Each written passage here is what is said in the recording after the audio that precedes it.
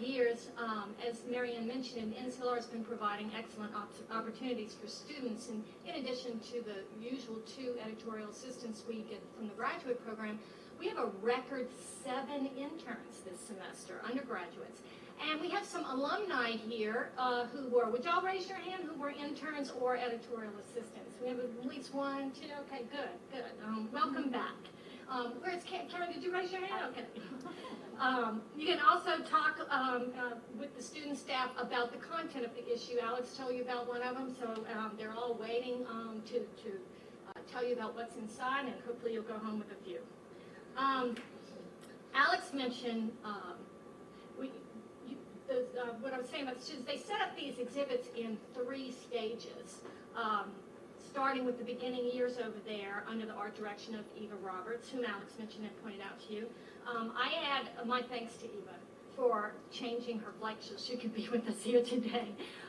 When a box of these issues arrived at a conference I was attending, Tom Shields brought them to the Southern Lit Conference maybe a month before I interviewed for this job.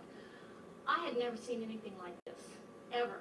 And I think that there's still not anything like it. And apparently the Council of Editors of Learned Journals thought so too, because Alex won the Best New Journal Award when he started. Then we won, Eva set a high bar, and we won 2 design awards under the art direction of Mary Thiessen. Where's Mary? There's Mary. And Mary was, and Dana Izell. Where's Dana? Where did Dana hide? Okay, Dana's. And Mary was an art director for me when I first came in and didn't know what an art director was. I appreciated Mary's patience with me, and I learned so much from her. And then Mary, all those covers over there in the second exhibit, Mary designed every single one of those covers, most content within most of them, except the 2008, which Stephanie, who couldn't be here today, Stephanie took over for Mary as art director when Mary moved to Virginia, but Mary continues to design for us for a long time, and I appreciate you coming back for this. The third exhibit over here, now Dana's been designing for NCLR since she was Eva's student, and all the way through, except one year when she had her daughter and didn't design for the Children's Lit issue, ironically. And so I sent her a cover of the Children's Lit and said, come back afterwards. So she took over in with the 2009 issue. Dana created the new look, and she, what can we say? She works with me now. I won't let her go. Even she is now a full professor, running the program, the design program, and she's going to interim chair next spring. I'm terrified, but I know Dana, she can do it all. And one of her students is designing for us now. Karen graduated with honors and awards from Meredith College. She's at Meredith, and Karen's designing for us. So this is from faculty to student to faculty to student for the designers as well. And that is, as y'all know, so much of what makes us special. Related to the design, I cannot tell you how valuable our art editor, Diane Rodman. Where's Diane?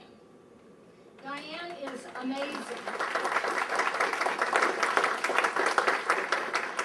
She selects the art, the fine art in the issues that goes with much of the poetry, the fiction, and in so many other ways, she's a vital resource to me and a workhorse. And I appreciate it so much. The overall mission of NCLR is to preserve the rich literary history of this incredibly prolific and talented state. A sub-mission of Alex was to create a venue for creative nonfiction, and I will admit that I wasn't as successful as Alex's soliciting creative nonfiction, so appropriately we named our new creative nonfiction prize for Alex, and the first winning essays in the 25th issue appropriately. But one of the writers whose creative nonfiction appeared in some of the earliest issues and who continued to generously share his writing with us, even when a strange outsider from Louisiana stepped in as editor, is the multi-award winning Michael Parker. Michael is an Eastern North Carolina writer. He grew up in Clinton, In the years since he published early essays in NCLR, he has won almost every North Carolina prestigious award we have, including the R. Hunt Parker Award for significant contribution to North Carolina literature. And he did check, he's not related. He got it for being Michael Parker, author of 6 novels, 3 collections of short stories, and a much beloved professor of creative writing at UNC Greensboro, as you can read in an interview his students did with him for our 2005 issue. And Michael's going to talk to us a bit.